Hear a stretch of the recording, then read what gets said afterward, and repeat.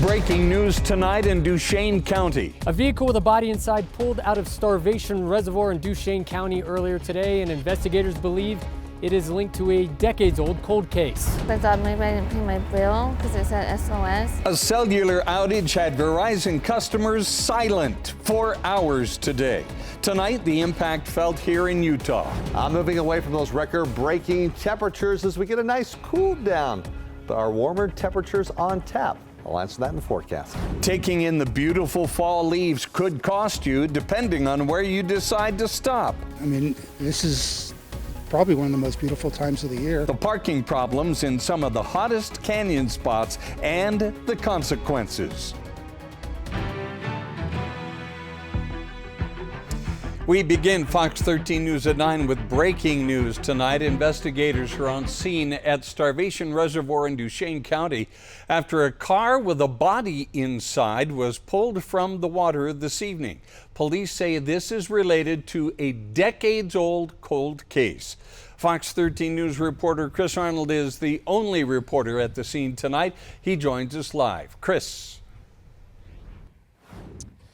Well, good evening, Bob. Yeah, the road where I'm standing at right now is blocked off by Duchesne County Sheriff's officers right now. And off in the distance, you can see that light over there. That is where the Duchesne County Sheriff's Office, Salt Lake County Sheriff's Office, and State Parks are still out here working to piece together what they say is a 20-year-old cold case. Now, here's video of that vehicle being pulled out of Starvation Reservoir just a few hours ago. Duchesne County Sheriff Travis Tucker says he's been out here at the scene since about noon today. He did confirm with me that a body was found in that vehicle, but didn't have information on a name, age, or gender of the person found inside. Until we prove otherwise, we investigate like they are homicides. That's why we're here from the very beginning, to make sure that we're not missing anything. Well, that car was found by Doug Bishop with United Search Corps. He has been working with Dave Sparks with Sparks Motors and the reality TV show Diesel Brothers for the past 6 months when it comes to this particular cold case. They said their search originally started at Flaming Gorge before ending up here at Starvation Reservoir, where they've been working for multiple days, which they say led up to today's recovery of the vehicle. This is a process of elimination with the type of search that we specialize in, which is underwater. That's what led us here to Starvation Reservoir. Our search here at this reservoir did uncover a vehicle that is connected to a case that we have been working on. It's the vehicle that we're looking for. 1,000% confirmed the vehicle. Obviously forensics will have to tell us what remains we found, but there were remains and it was the vehicle we were after. Well, plenty of questions out here tonight as investigators continue to work to piece this all together. Police would not confirm with me tonight on where this cold case originated from. Now, Sheriff Tucker did tell me that they are working on getting warrants before they start processing that vehicle. He says what they find ultimately dictates on where that investigation goes from there. But for now, live here in Duchesne County tonight, Chris Arnold, Fox 13 News, Utah. Chris, thank you. We have breaking news in Utah County tonight, where authorities have confirmed that a 75-year-old Saratoga Springs woman died after being hit by a car while crossing the street. It happened at about 8:30 this morning near Cozy Lane and Floribunda Drive. Police released this information just this evening. Officers and paramedics performed CPR on scene. She was flown to IMC in Murray, where she died. The driver, a 44-year-old Saratoga Springs woman, remained on scene and is cooperating with investigators. Because that driver is a city employee of Saratoga Springs, police asked the Utah County Sheriff's Office to investigate the crash to avoid any conflict of interest. A California man accused of fatally stabbing a woman working at a Midvale massage parlor in January faced a judge for the first time this morning. The suspect, 39-year-old Stephen Brinkerhoff of Redondo Beach, is charged with first-degree murder in the death of 45-year-old Yuping Zhao, a Chinese immigrant. Investigators say she was working alone at the massage parlor when the attack happened. Authorities say DNA evidence and cell phone data linked Brinkerhoff to the crime. He was arrested 2 weeks after a murder outside a massage business in California. He's been extradited to Utah, where he's due back in court October 7th for a detention hearing. Did your cell phone work today, or were you one of the tens of thousands who couldn't even text for a time, let alone make a phone call? In fact, Verizon customers across the country were left without service for most of the day.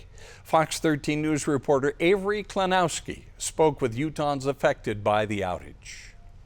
Monday morning, people woke up to a new week and, for some Verizon customers, a non-working phone. Just because I thought maybe I didn't pay my bill because it said SOS. And it turns out it was just a nationwide outage, so I've been here probably all day. Around 10 a.m., Verizon News posted on X saying engineers are engaged and working quickly to solve the issue. My neighbor's in a physical rehab facility right now, and he was having trouble with his phone today, so he called me and asked me to come get it and bring it to Verizon to see if they could fix it. By the time he got to the store late afternoon, some devices were back to normal. Well, he was pretty upset about it, so I'm sure he'll be very relieved to have it back. But throughout most of the day, Fox 13's Facebook page saw hundreds of customers sharing their frustrations. It's the way we are. We expect him to work. When the electricity goes out, we would die in a couple of hours, you know. We really depend on these things. Quite a few of my family, my friends, my coworkers. Just being here alone, there was probably like 300 to 400 people just coming and complaining. Other impacts that we saw online were parent-student pickup, businesses, and family just trying to contact one another. One customer I spoke with said she's just grateful that she didn't need her phone for work on Monday. So it would have been very annoying, and I can only imagine what my employees were dealing with today. By the end of the day, customers were thankful they could phone a friend once again. Well, it happens. At least they got it taken care of in one day. In Salt Lake City, Avery Klanowski, Fox 13 News, Utah. At about 6 tonight, Verizon posted on X they had fully restored the network disruption. They recommend restarting your device if you are still having issues. The Yellow Lake fire in the Uinta Mountains of Wasatch County is still 2,300 acres and still 0% contained tonight. Officials say the scene got a little rain last night, but the fire remained active. Starting tonight, officials say crews will switch to 24-hour operations until further notice. They could use a lot more rain than they got last night, Breck. Oh my goodness, yeah, it's been a dry spell here throughout the state. Now, yesterday we had a cool front move through, providing for a few isolated showers, mainly some sprinkles. The issue today has been some of the winds, particularly across southwest Wyoming and some over the higher elevations, where we look at the conditions right now at the Yellow Lake fire. Temperatures quite a bit cooler. It's going to be a cool evening for many locations, especially up in elevation, where right now we are at 46 degrees. Winds sustained at 10 miles per hour. We have been seeing some wind gusts at about 18, 19 miles per hour. So not great strength, but again, the persistent breeze definitely fanning the flames there. Now, today's high temperatures here throughout the state, cooler than what we've been seeing here over the past several days, back into the 70s, still slightly above average. We topped off today in Logan at 72, 74 in Evanston, upper 80s in Price. Many locations where the front moving through northern into central Utah, stalling out. So we did have some toastier temperatures across the south ahead of the front. Right now, though, we're down into the 50s in Logan, 60s here along the Wasatch Front. Many locations also in the mid to upper 60s. As we take a look a little bit later on, we're going to be looking at clear conditions here overnight. A few high clouds, but all in all, mostly clear conditions with an overnight low getting down into the low 50s. So a cool start to your Tuesday morning, but the thermometer back on the rise. Do we get back into record-breaking territory? I'll let you know coming up in just a bit. Brock, thanks so much. The Salt Lake City Council is expected to vote tomorrow night on whether to enact a 0.5% sales tax increase. It would help fund the new downtown entertainment district. It's part of a deal with Smith Entertainment Group to remodel the Delta Center to keep the Utah Jazz and accommodate the new Utah Hockey Club.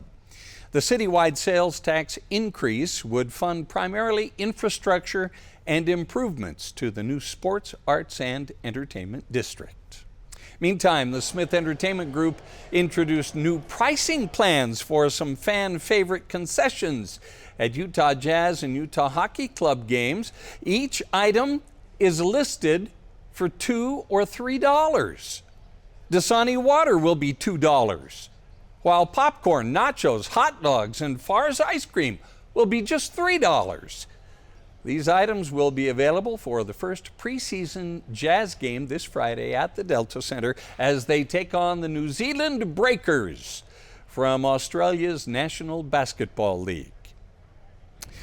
There isn't an ice rink in St. George, but that doesn't mean there aren't hockey fans or players there. Using leftover hockey equipment and players on rollerblades or just on foot, Red Rock Hockey has built up a hockey club of more than 300 players from ages 4 to 70. Years ago, there's a group that used to play anywhere we could find space. So it'd be parking lots, it'd be all over the place, and parks and whatnot. And so we ended up building this facility and looking to expand it here in the coming months. So we're excited about that. Henwood's day job is training teachers and administrators in the Iron County School District. He says you can still play hockey without the ice, as you can clearly see. He says Red Rock Hockey is providing a gateway to the sport on ice, and with the NHL in Utah now, more people will join. Speaking of the Utah Hockey Club, their next preseason game is on the road tomorrow night against the San Jose Sharks. Their first game in the regular season is Tuesday, October 8th against the Chicago Blackhawks at the Delta Center. And remember, Fox 13 and Utah 16 are the official TV home of the Utah Hockey Club. You can watch all non-nationally exclusive games along with pre- and post-game shows on Utah 16. JD is prepared on all of the terrible decisions that Kamala Harris has made throughout her entire career. Tim is a good man. He's a great governor. He'll be an amazing vice president. The first and only vice presidential debate is less than 24 hours away. We'll have a preview. I want them to know we're not leaving until the job is done. Plus, days after Hurricane Helene hit the southeast, President Biden says federal resources will remain until the recovery is complete. We'll take a closer look at the storm's aftermath. The NBA season is here. Training camp starts this week, and the Jazz have their first preseason game on Friday. We'll hear from the team after today's media day. Welcome back to Fox 13 News at 9. We have two huge losses making headlines in sports tonight. One of the most legendary baseball players of all time, Pete Rose, has died. He was 83 years old. Rose earned 17 All-Star Game nods, was on 3 World Series winning teams, and was the National League MVP in 1973. He was banned from professional baseball in 1989 after the league determined he bet on games. But Rose accumulated a remarkable 4,256 hits over his 24-season career. His cause of death has not yet been determined. And Basketball Hall of Famer and 8-time All-Star Dikembe Mutombo has passed away at the age of 58 from brain cancer. The 7-foot 2-inch-tall center was known for his defensive prowess, as you might know, shot blocking, and iconic no-no-no celebration. Off the court, Mutombo was a star humanitarian, establishing a foundation to improve living conditions for the people in his native Democratic Republic of Congo.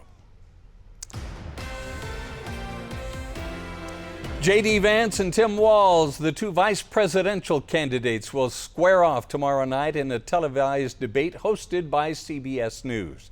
Historically, the vice presidential debate doesn't do much to change the minds of voters, but an AP poll released last week shows Minnesota Governor Tim Walz is viewed more positively by voters than Ohio Senator J.D. Vance. Look at Governor Walz, the reason why smart pick, the reason why he was picked is to bridge that cultural divide, to reach out to constituencies that the Democratic Party's had problems, reaching. The reason he was selected was to be the MAGA heir apparent. He was the one who was going to continue on the MAGA. So of course he's combative, he's aggressive. That's the style. He is reflective of the top of the ticket. You can watch that debate tomorrow night right here on Fox 13. We'll carry Fox News coverage of the event starting at 7 p.m. A strike is looming that could cost the U.S. economy billions of dollars a day. Members of the International Longshoremen's Association are planning to walk off the job at 12:01 Eastern Time or 10:01 p.m. Mountain Time if demands are not met for better wages and benefits and reassurance to limit automated machinery. The walkout could halt some of the biggest shipping ports on the East and Gulf Coasts. About $1.4 billion in ag trade will be impacted on East and Gulf Coast ports each week that this takes place. 318 million of that is ag exports, which impacts our farmers' bottom lines each week. 1.1 billion in ag imports, which impacts our consumers as well. President Biden is urging both sides to reach a deal, but can use a federal labor law to force longshoremen back to work. Helene has mostly dissipated now, but several cities in multiple states in the southeast are left to clean up the destruction left behind. Look at this. More than 100 storm-related deaths have been reported. A third of them are in North Carolina. The western part of that state was hit by devastating floods, leaving communities under several feet of water. Today, President Biden said FEMA Administrator Deanna Criswell will remain in Asheville for the foreseeable future.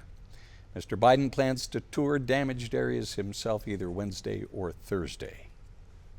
I'm here to tell every single survivor in these impacted areas that we will be there with you as long as it takes. When asked if Congress will be called back into session to approve additional disaster aid, President Biden said that is something he may have to request, but no decisions have been made yet. I'll tell you what, Breck, I mean, those of us who have lived here in the West almost our entire lives don't have really an appreciation for what those good folks, our neighbors in Florida and the Gulf Coast, go through in these times when these hurricanes come through. Yeah, the extensive damage and of course the fatalities. Actually in modern history, this hurricane coming in the top 3 as we look at the fatalities that it produced. So tough situation there. Thoughts are with them as they recover and clean up. Here, though, we've been enjoying some nice weather once again, as coming off the heels of a weekend where we had record-breaking temperatures, but a lot of fall colors to enjoy. Highlighting that at a video coming in from Scott Taylor flying his drone, Bountiful, where you can see over Mueller Park. Spectacular colors. We're near peak, at least as we look through most of the foothills, moving up through some of the lower elevations. Higher elevations, though, we're just about at peak right now. And opportunities to enjoy the fall colors along with the weather that we're going to be seeing. A lot of sunshine in the forecast and very nice temperatures, especially as we go up in elevation. Okay, here's where we're at color-wise as we move ahead. I want to show you where currently as we slide the clock through between September 27th and October 4th. This is what we're looking at as far as where we're at in relation to peak and the colors that we're seeing right now. So many locations near peak here across northern through western down towards southern Utah. At peak as we move up in elevations toward the Uinta Mountains across northeastern Utah. We're just actually starting to move away from peak there. Now, what happens over the next week to 10 days is that many locations will be at peak and then quickly moving to after peak here across the state. So we really have a window of opportunity about 10 to 12 days where we get to really enjoy these colors. And without any storms sweeping in, bringing the winds, we're going to keep those leaves on the tree here. So really this week is really the ideal time to get out and enjoy it. Now temperatures today above average, but dropping it down into the 70s. Of course, we were talking record heat over the weekend, where the record for today at 91 degrees. There is one day that we get close to record, at least tying temperatures as we look by the end of the week. But outside right now, we've got clear skies as temperatures tonight quite a bit cooler, dropping down where many spots here along the Wasatch Front will be getting down into the low 50s. Salt Lake City right now at 64 degrees, 66 Ogden and Provo as well. Now we talked about the Yellow Lake fire. Of course, it's producing smoke, moving it with that northwesterly flow towards the Uinta Basin. And then we're going to see more of a westerly flow heading into tomorrow. So really it's across northeastern Utah that we see the issues with the smoke. Everywhere else, even though we saw a little bit of smoke due to the front that moved through, turning the flow out of the northwest, it's been tracking in but hasn't posed much of a problem with air quality. There's the position of the front, stalling out in central Utah, moving off towards the east. So we didn't get much of a relief from the heat across southern Utah. High pressure will be building in. We get warm temperatures, not hot though, as we're going to be keeping temperatures away from the 90s. 50s though here tonight with 40s through central Utah. Overnight temperatures in the 60s in St. George tomorrow. Many spots in the 80s, still 70s in Logan. As we turn towards southern Utah, again, toasty temps with a few locations reaching the low to mid 90s, but upper 90s in St. George, close to triple digits and staying there. We're just not shaking things up. We're staying dry. It's a nice trend, yes, but we don't want to be in this trend for too long. We've been lacking in precipitation, and once again, we'll be seeing that next 7 days. But as you can look over here, northern Utah, 80s. Again, Friday, close to 90 degrees. That's where we could maybe tie a record, but no rain in the forecast and no big storms on the way.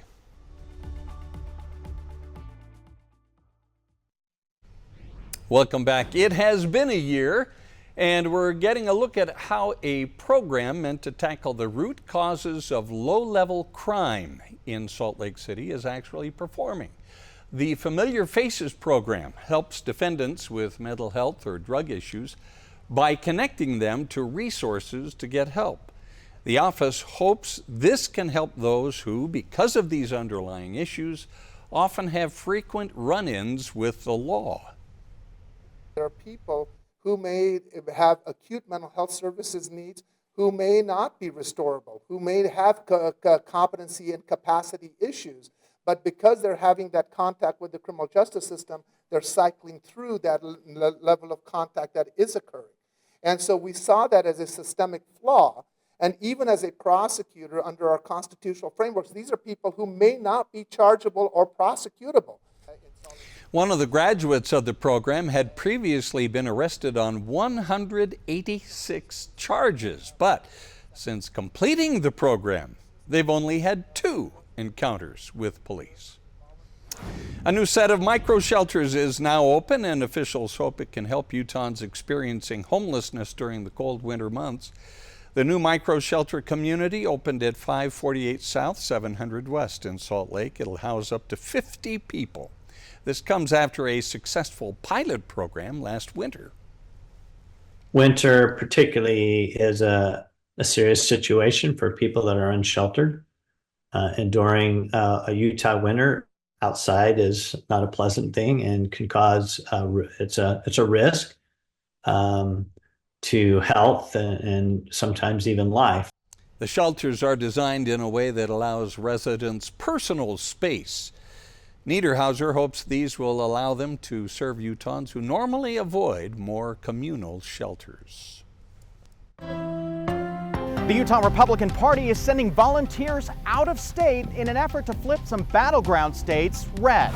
Asking for your help in finding something that was taken from here at St. Vincent de Paul in Holiday. These assisted listening devices allow their parishioners who are hard of hearing to take in the Word of God. I'm Amy Nan. I'll bring you that story coming up. The Utah and BYU football teams are on byes this week. The Cougars, boy, what a start. Have they exceeded their own expectations? We'll hear from Kalani Sitake. Tim Ballard, the founder of Operation Underground Railroad, has filed a lawsuit against Miss Utah 2004. This is breaking up my family like you can't believe. He says she lied when she accused him of sexual assault. And now both sides are releasing text messages.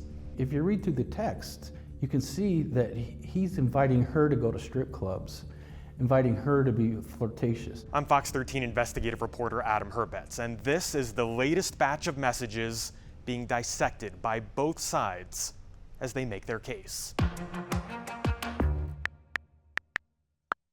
At first, she was anonymous, Amy Morgan Davis, using the initials MK to hide her identity. One of 6 women who wanted to go undercover to save children and ended up suing Tim Ballard for sexual misconduct. These women would trust him, and now he's blaming them for trusting him. According to her lawsuit, she said Ballard invited her to go undercover as his girlfriend so they could save children. But first she needed to prove that they had a strong enough connection that she would, quote, need to show me what you can do to basically turn me on, and that they might have to fool traffickers by doing things like showering together. Ballard called it the couple's ruse. In her witness statement, she talks about how she felt very uncomfortable. And then in the text messages, she says, I felt so comfortable with you. Alan Mortensen is Amy Davis's attorney. He's defending his client now that Ballard is suing her for defamation. The complete picture is shown in the full context of the text, and that's that he was grooming her. In the lawsuit, Ballard points out how Davis sent flirty messages, even after the alleged sex assault. Quote, "I felt really comfortable with you, loved our connection. Our time together did mean something to me. Maybe your eyes cast a spell on me, LOL. Her attorney says it was so she could get the undercover job and save children. Her uncle was one of Tim Ballard's big supporters and went on an op with him, and she wanted to help the cause. It's so simple. 2 + 2 = 4. Her text messages speak for themselves. She alleges that I assaulted her one night. I allege that she assaulted me. She didn't realize that she had been sexually assaulted because she thought the couple's ruse was still legitimate. What you're saying is she felt like she was in character. Yeah, she's an actor. He also pointed out these messages. Ballard in a group chat saying Amy will be helping me with role play. Ballard encouraging her to go to a Salt Lake City strip club. Let's go clubbing Thursday night. Find our groove in dirty places. He loves to be with women in dirty places.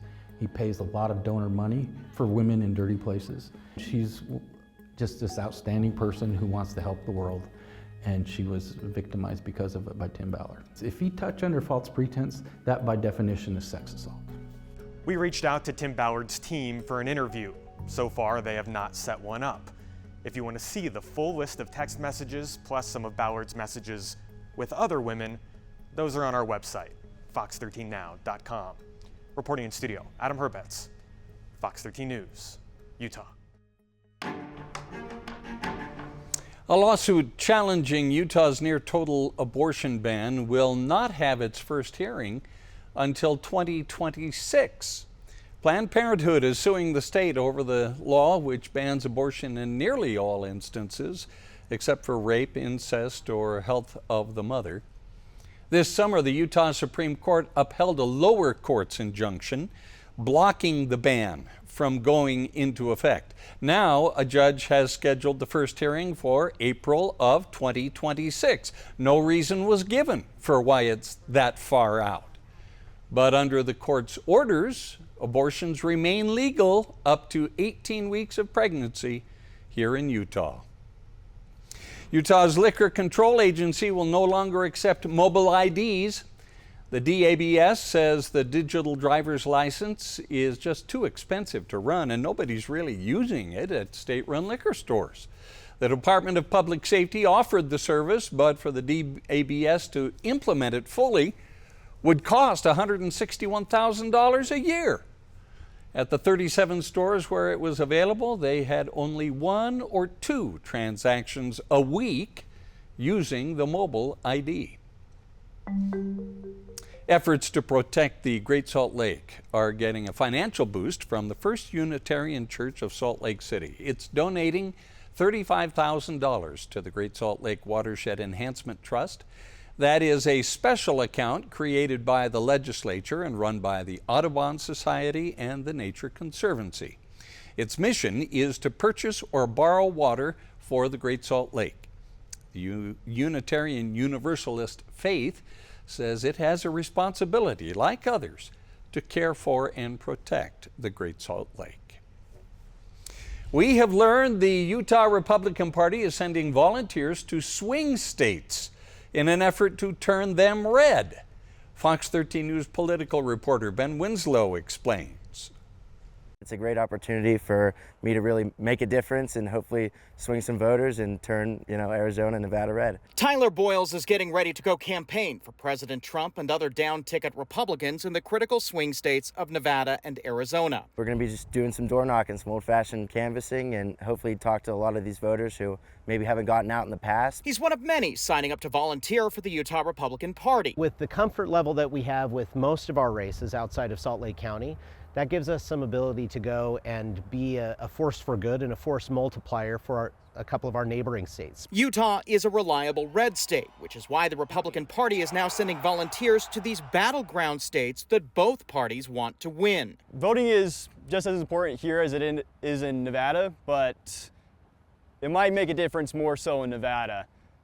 We really need to get that to flip red. This is a critical time, especially for young voters. Specifically for me, it's the very first time that my age range is able to vote for president, but also other races are important as well. So I want to make sure youth voices are heard in political spheres. But the Utah Democratic Party is criticizing the effort, particularly the timing. You don't try and politically organize people in the time that would conflict with General Conference, but also it shows some weakness and some vulnerability on the part of the Trump campaign in Arizona and Nevada. There's no reason that I can't do both. Conference sounds just as good in Nevada as it does here in Utah.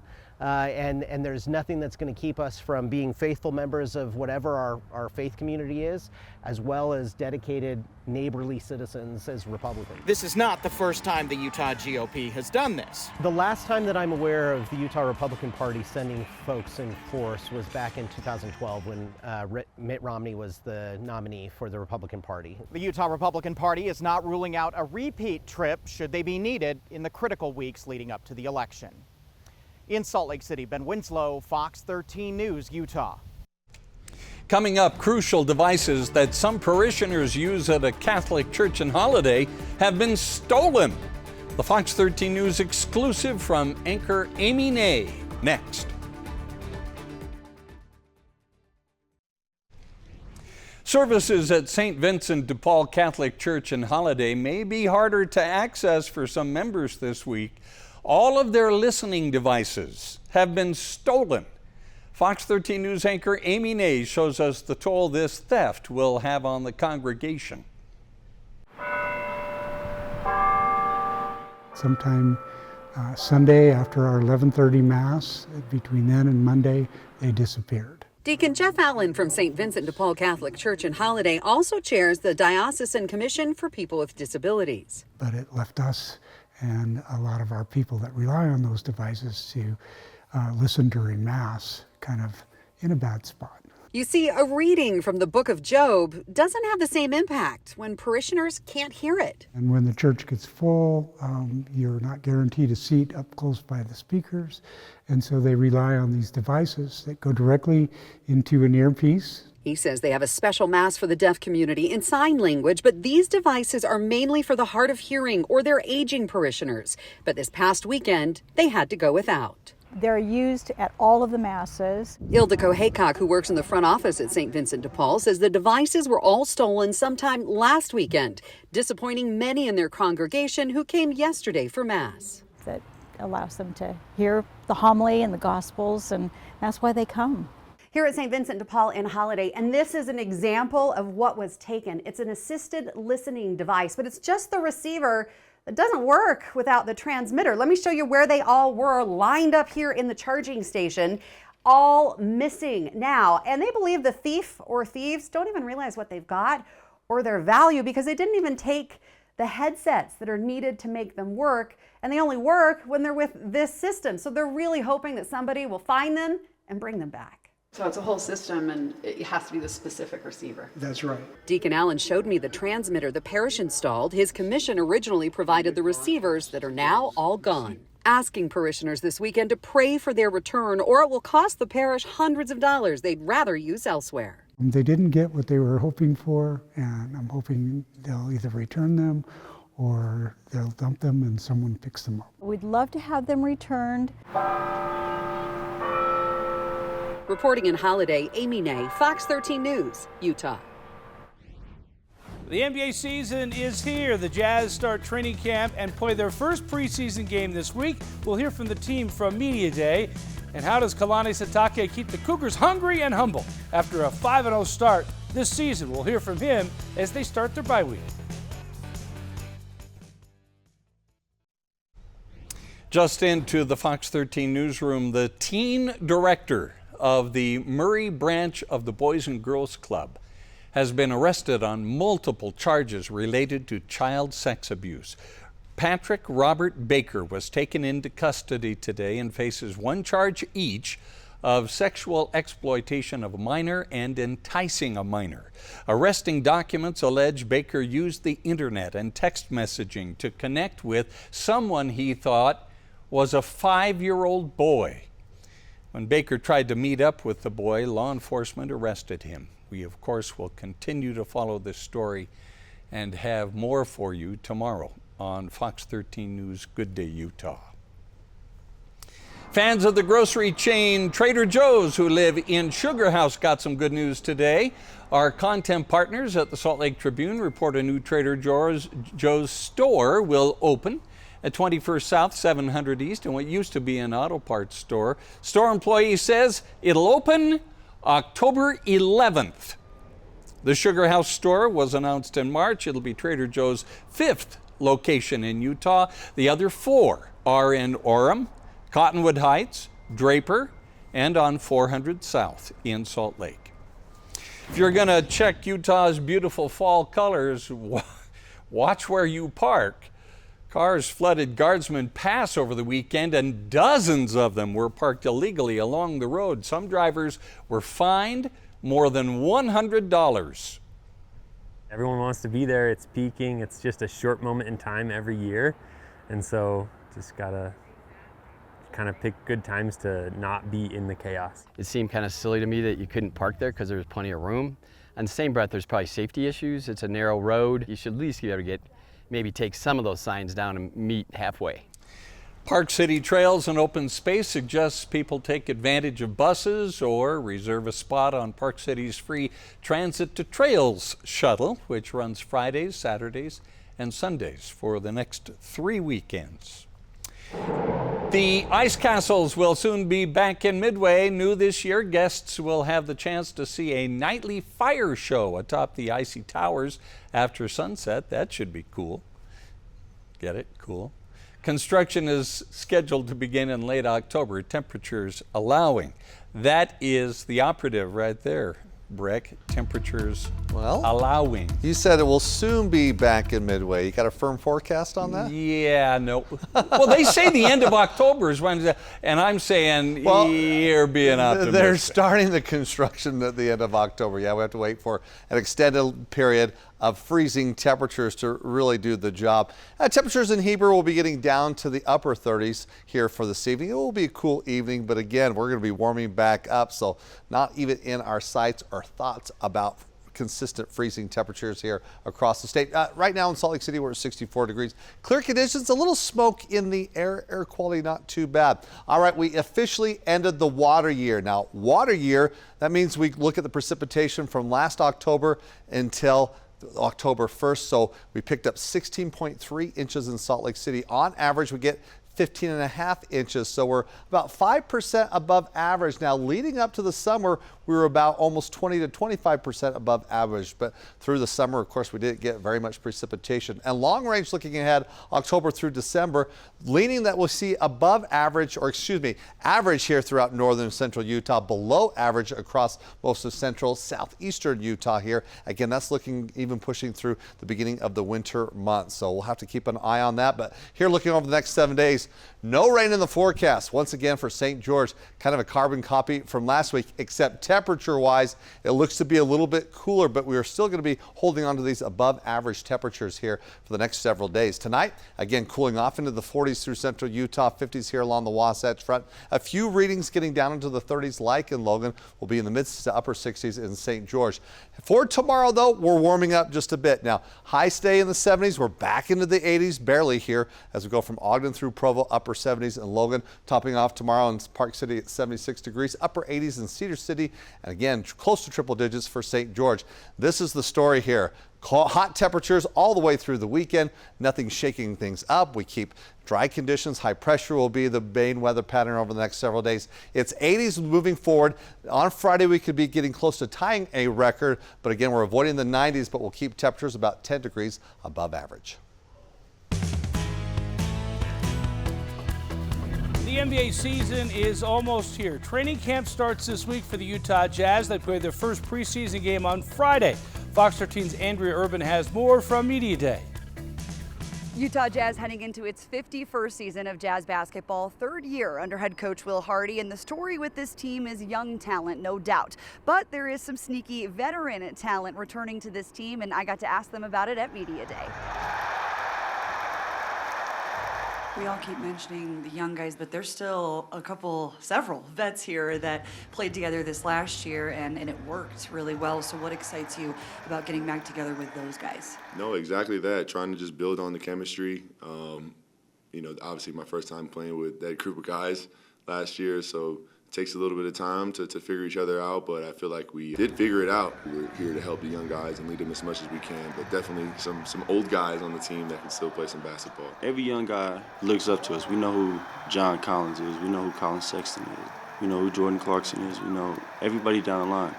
At this point, I think we all moving into like giving the game back to what's coming behind us. People forget the roster that we do have, and the guys have that we do have are really good. So I feel like we can surprise a lot of people. Yeah, there's probably going to be some mistakes that we have. Like, I remember me being a rookie and just learning, you happen to make more of them. So you just understand that, but you go out there and compete like we always do, live with the results. The regular season tips off on October 23rd against the Memphis Grizzlies. With the Jazz, Andrea Urban, Fox 13 Sports. It's a bye week for Utah and BYU football teams. The Cougars are off to a great start. They're 5-0, ranked 17th in the country, surpassing everyone's expectations but their own.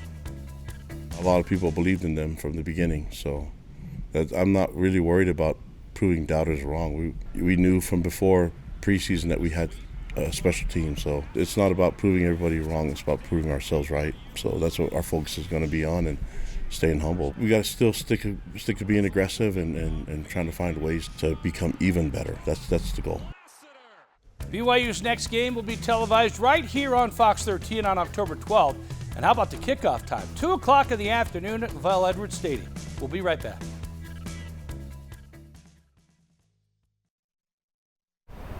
Here you go. This is perfect for you, Brick. Uber. Uber is partnering with Spirit Halloween, the country's largest Halloween retailer, for an on-demand costume delivery service. Right on site? Yes, people can shop for Halloween costumes on UberEats.com like you usually do. Okay. Postmates and the Uber app for food, costumes, accessories, decorations, and more. Wow. What you can get will vary based on the zip code where you order. Special discounts apply for Uber One members, and there's a 40% off the next Spirit Halloween order of $50. So if I need a costume of my favorite politician, an they'll emergency deliver it. costume. I won't tell you which one, but I've got it. Oh, now I want to know. Okay, all righty. Hey, thanks for being part of Fox 13 News at 9. Quickcast is up next.